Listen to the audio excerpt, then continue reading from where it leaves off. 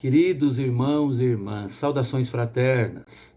Hoje nós vamos iniciar a nossa devocional cantando nesta noite o hino 319 dos nossos hinários, que no seu coro fala que todos nós, povo de Deus, marchamos para aquele bom país, onde o que crê, o crente, é Cristo quem o diz, com o Salvador vivendo ali feliz, vai com ele descansar. Bendita promessa que nós vamos agora cantar.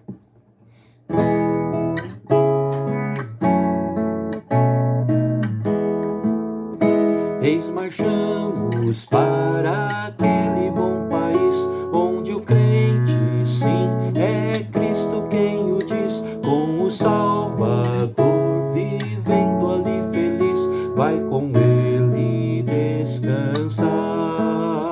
Trabalhemos, pois, com zelo e com vigor, constrangidos pelo seu imenso amor, bem servindo em tudo ao grande Salvador, eis que a vida vai findar. Acordai, acordai, despertai, despertai, e cantai, sim, cantai, o Senhor não tardará.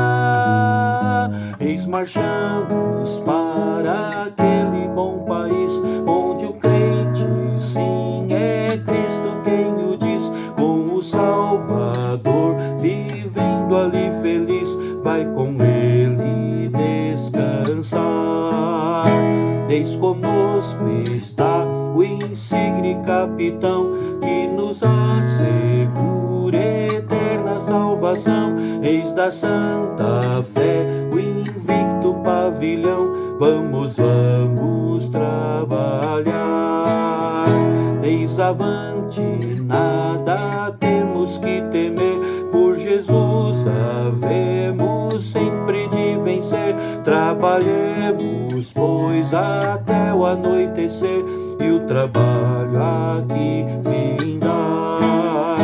Acordai, acordai, despertai, despertai, e cantai, sim, cantai, o Senhor não tardará. Eis marchamos para aquele bom país, onde o crente, sim, é Cristo quem o diz, com o Salvador vivendo ali feliz, vai com ele descansar. Revestidos da paciência de Jesus, redimidos para andar aqui na luz, exaltemos juntos hoje a sua cruz, vamos, vamos trabalhar. Os perdidos vamos com amor buscar, aos descrentes vamos logo declarar, que Jesus quer hoje a todos resgatar, ó sim, vamos trabalhar. Acordai, acordai, despertai, despertai, e cantai, sim, cantai, o Senhor não tardará. Eis marchamos para aquele bom país, onde o crente, sim, é Cristo quem o diz, com o Salvador vivendo ali feliz, vai com ele descansar. Amém. Eu convido você agora a orarmos juntos ao nosso Deus. Vamos falar com o nosso Pai. Querido Deus, nosso Pai, obrigado a Deus pela tua presença, obrigado pela tua graça, obrigado pelas tuas promessas benditas, ó Deus, que um dia, brevemente, estaremos todos, ó Deus, povo do Senhor. Nós estaremos reunidos, ó Pai, com os nossos irmãos que já foram, e estaremos todos bendizendo o Senhor diante da tua face, Como cantamos agora, estamos marchando agora para o bom país. Ó Deus, o Senhor conhece cada família, cada pessoa, individualmente, portanto, e também de modo familiar. O Senhor conhece, ó Deus, as nossas necessidades, sabe o que está acontecendo e o que necessitamos. Dispensa o teu favor, ó Pai. Nós te rogamos também que o Senhor esteja agora nos guiando, ó Deus, ao entendimento correto da tua palavra, a Escritura Sagrada. Toma-nos pela mão, ó Deus, e que isso seja alimento para nossa alma e nos habilite, nos capacite, nos fortaleça a andarmos em obediência ao Senhor. É a nossa oração e nós a fazemos em nome de Jesus. Amém. Amém. Muito bem, irmão e irmã, eu convido você também a abrir a sua Bíblia. Nós vamos ler no Evangelho de Lucas, no capítulo 16, verso 19 ao verso 26. Hoje nós vamos falar do ensino bíblico a respeito do estado intermediário.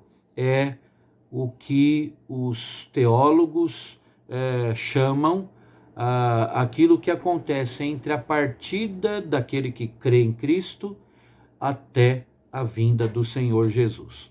Lucas, capítulo 16, versos 19 a 26. O texto sagrado nos diz assim: Ora, havia certo homem rico que se vestia de púrpura e de linho finíssimo e que todos os dias se regalava esplendidamente. Havia também certo mendigo, chamado Lázaro, coberto de chagas, que jazia à porta daquele, e desejava alimentar-se das migalhas que caíam da mesa do rico, e até os cães vinham lamber-lhe as úlceras. Aconteceu morrer o mendigo e ser levado pelos anjos para o seio de Abraão. Morreu também o rico e foi sepultado.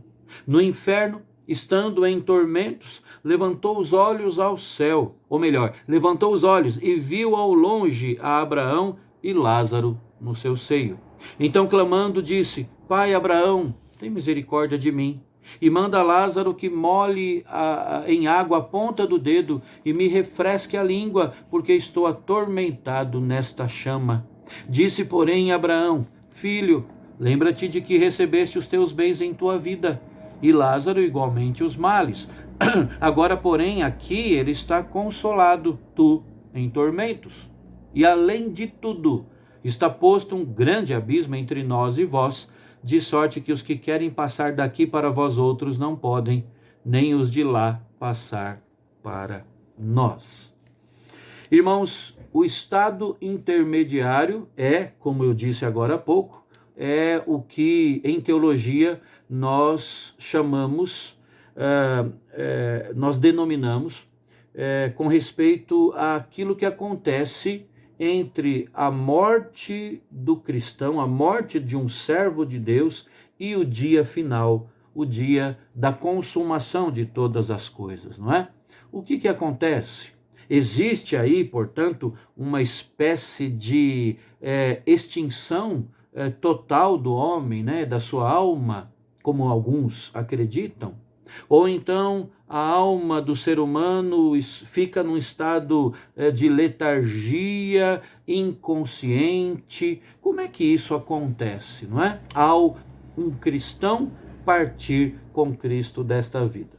Bom, vamos começar do começo. Deus criou o homem do pó da terra, como sabemos. A Bíblia não diz que Deus criou o corpo do homem, mas Deus criou o homem. Aliás, formou o corpo, mas também soprou nele o fôlego de vida. É a sua alma, não é? Corpo e alma fazendo parte da constituição do ser humano. O pecado, como nós sabemos, ele entrou nesse processo, desmontando o que deveria ser para sempre a imagem de Deus, incorporando um estranho elemento desintegrador, o elemento da morte. Então, um corpo morto que entra no domínio do que é perecível e que com rapidez se desintegra para se reincorporar à matéria da onde ele veio, da sua procedência, não é? Eclesiastes 12:7 diz: e o pó volte à terra como era, e o espírito volte a Deus que o deu. Portanto, na morte, o corpo do servo do Senhor volta ao pó e o seu espírito retorna ao Criador. Ali estará sob uma felicidade provisória, uma felicidade ainda relativa, porque ali ainda aguarda a ressurreição do corpo, a fim de que, recuperando o estado ideal, ele, no dia final, isso acontecerá, né? Ele vai entrar em gozo pleno da vida eterna com Cristo, o nosso Redentor. Então, irmãos, a sobrevivência da alma no período compreendido entre a morte e a ressurreição, entre a partida deste mundo, a partida desta vida, até o dia do retorno, da volta do Senhor Jesus, é um fato claramente revelado nas Escrituras Sagradas. Jesus disse, você se lembra, a um dos crucificados com ele, em verdade te digo que hoje estarás comigo no paraíso. Você se lembra que Jesus assim falou em resposta a um pedido de um daqueles crucificados ali com ele, né? Lembra-te de mim quando vieres no teu reino. Ao que Jesus respondeu, em verdade te digo que hoje estarás comigo no paraíso. Irmãos, vamos destrinchar um pouquinho mais isso? O que é que isso significa, não é? Significa que Jesus estava prontamente atendendo aquele pedido. É como se Jesus estivesse dizendo assim, fica atendido aí o que você está me solicitando, né? A partir desse momento, você é súdito do meu reino. Você ainda hoje estará comigo no meu reino, ali no paraíso. Significa que Jesus estava dizendo, olha, o meu reino já é uma realidade, eu domino sobre os céus e a terra, o meu reino é de natureza espiritual, eterna, e os que pertencem a ele viverão para sempre. Você então estará comigo ainda hoje no paraíso.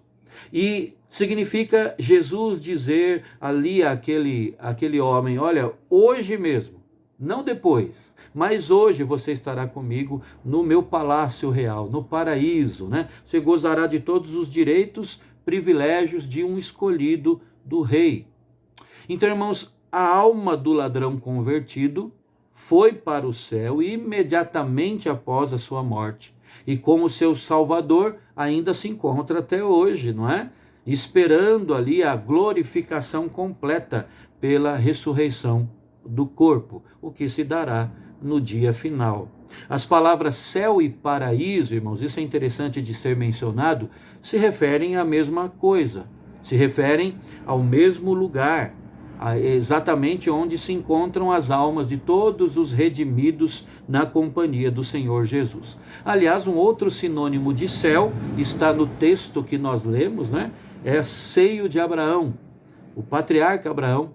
Você se lembra também disso, eu creio, com o qual Deus firmou o pacto da graça, né? E nós vemos que Abraão, considerado o pai da fé, ele é tão importante na visão da Bíblia sobre a redenção, que para os judeus ele é figura do próprio Deus. Jesus diz que Lázaro tinha morrido e havia sido levado pelos anjos para o seio de Abraão, né? Ou seja, para o céu. E esse céu, o seio de Abraão, é colocado aqui no texto lido em termos de um banquete, né? De uma festa. Era o local onde estavam os patriarcas ao redor da mesa. Jesus diz em Mateus capítulo 8, verso 11, digo-vos que muitos virão do Oriente e do Ocidente e tomarão lugares à mesa com Abraão, Isaque e Jacó no reino dos céus. Os que morreram salvos já estão com Deus, e nesse rol, neste grupo de redimidos se encontram os patriarcas. Vejam o que declara o nosso Senhor Jesus, aqui em Mateus capítulo 22. Ele diz, e quanto à ressurreição dos mortos, não tendes lido o que Deus vos declarou? Eu sou o Deus de Abraão, o Deus de Isaque, o Deus de Jacó. E Jesus arrematou dizendo assim, ele não é Deus de mortos, e sim de vivos. Então os patriarcas estão vivos na expectativa da ressurreição. O apóstolo Paulo não duvidava disso, de que o crente, ao deixar esta vida pela morte, passa rapidamente, imediatamente, à habitação com Cristo, né? Ele escreveu aos Coríntios, também aos Filipenses, falando desta verdade. Por exemplo, ele disse: entretanto, estamos em plena confiança, preferindo deixar o corpo e habitar com o Senhor. Ou seja, ele estava falando de algo que se seguia, né? Algo que acontecia na sequência: deixar o corpo e habitar com o Senhor. Então, irmãos, a nossa alma, ao se desincorporar, né, ao deixar este corpo, ela deixa a igreja da terra, mas ela passa sem nenhum intervalo de tempo para a igreja viva do céu, também denominada, como vimos, seio de Abraão, paraíso, a habitação com Cristo. Não há, como eu disse no começo, nenhuma base da Escritura para sustentarmos a extinção do homem total, né? Corpo e alma pela morte.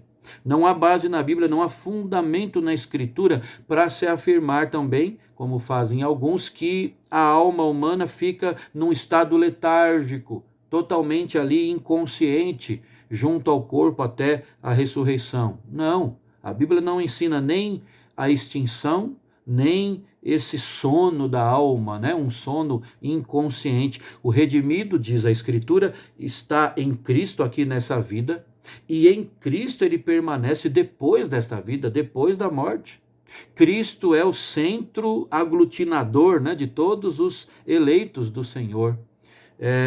E isso é algo com que nós devemos regozijar, é algo que porque nós devemos glorificar o nome do nosso Senhor. Mas eu pergunto a você, fechando a nossa palavra hoje, e quanto ao destino daqueles que partem sem Cristo?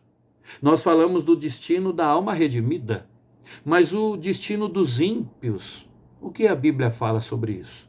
Bem, os ímpios falecidos, lemos agora há pouco, estão separados de Deus.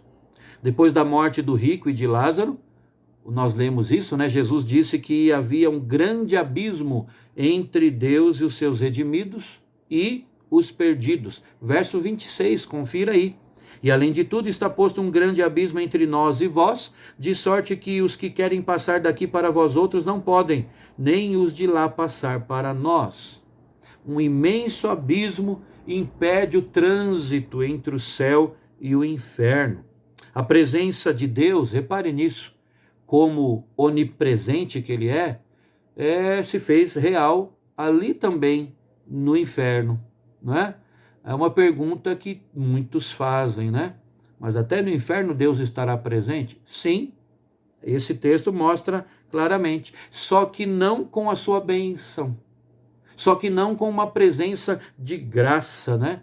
Só que não com o consolo do seu Espírito.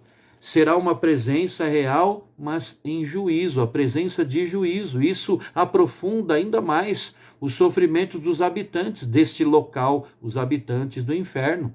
Ali é o lugar de solidão absoluta. O amor, a paz não vão existir ali. Não vai ser vivenciada nenhum tipo de esperança. Ali é lugar de desespero, e de um desespero sem fim. Mas ainda sobre o destino das almas dos ímpios que morrem, portanto, os que morrem sem Cristo, eles estão, ou elas estão, sob horrível sofrimento. Diz o texto aqui nos versos 22 em diante, veja aí: morreu também o rico e foi sepultado. No inferno, estando em tormentos, levantou os olhos e viu ao longe a Abraão e Lázaro no seu seio. Então, clamando, disse: Pai Abraão, tem misericórdia de mim, e manda a Lázaro que molhe em água a ponta do dedo e me refresque a língua, porque estou atormentado nesta chama.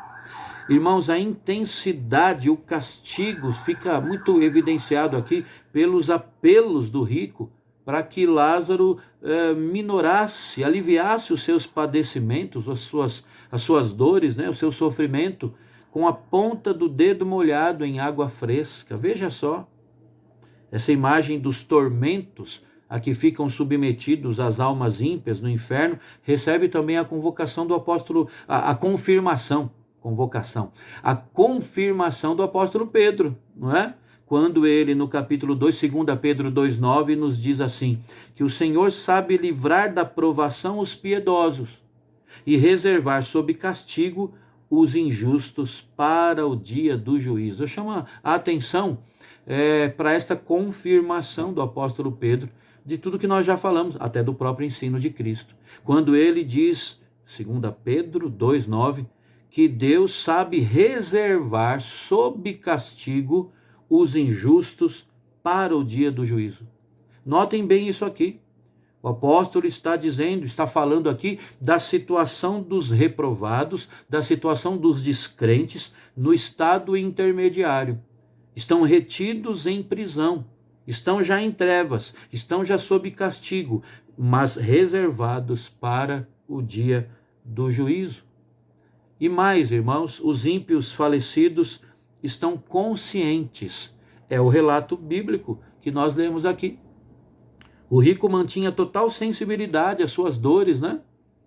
Ele tinha consciência plena, em nenhum momento ele alega inocência, ele tinha consciência plena e ele sentia culpa até pelos irmãos que ainda vivos, ainda na terra, seguiam os seus passos de corrupção, viviam longe de Deus.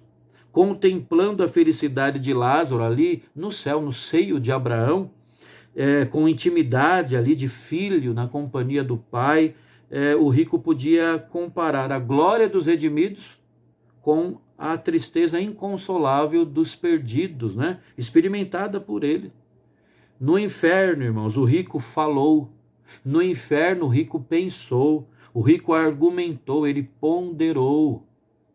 Queremos mais provas, né? Ou provas mais convincentes de consciência, mesmo no inferno. Então, irmãos, esse é o estado dos ímpios. Há para o descrente, então, um sonoro alerta, não é? Porque o que lhes aguarda ao partirem desta vida sem Cristo é um lugar de plena consciência, mas de intenso e horrível sofrimento, um lugar, o inferno, em que eles estarão separados de Deus. E por isso esta dor, e por isso esta falta de esperança. Mas para aquele que vive com Deus, aquele que crê no Senhor, há consolo, há esperança. Como nós já falamos aqui, não é? Não é um momento de extinção, não é um sono da alma inconsciente, mas é partirmos e estarmos com Cristo, o que, segundo o apóstolo Paulo, é incomparavelmente melhor. Que, assim como Paulo falou aos Tessalonicenses, que nós nos consolemos com essas palavras. Isso é verdadeiro consolo para a nossa alma, irmãos. Quando nós sabemos que, se deixarmos este corpo, nós imediatamente estaremos no paraíso, estaremos no seio de Abraão, habitaremos com Cristo, reservados ali para o dia do juízo, quando aí sim tudo vai se consumar, vai se completar, não é? E isso tem que aquecer o nosso coração, ao lembrarmos também daqueles nossos queridos parentes, amigos, conhecidos, que já partiram, mas partiram com Cristo. Eu termino a minha fala lembrando que há pouco tempo eu li de um pastor que, depois de muitos anos ao lado da sua esposa, ele teve a sua esposa chamada pelo Senhor à glória celeste. A esposa morreu e, passado alguns dias, foi perguntado a esse pastor: pastor, como é que o senhor está agora? Como é que o senhor se sente, já que o senhor perdeu a sua esposa? E, de forma muito bíblica, aquele pastor disse: mas eu não perdi a minha esposa. Perde-se algo ou alguém que a gente não sabe onde está. Eu não perdi, eu sei muito bem aonde a minha esposa está neste momento. Esta é a nossa fé. Na verdade, este é o testemunho da Escritura Sagrada. Que gloriosa promessa da parte do Senhor. Consolemo-nos uns aos outros com estas palavras, irmãos. E agora vamos orar, vamos interceder uns pelos outros, derramar a nossa alma diante do Senhor em oração. Que Deus abençoe a sua vida, a sua família. Até a nossa próxima devocional, se assim Deus quiser.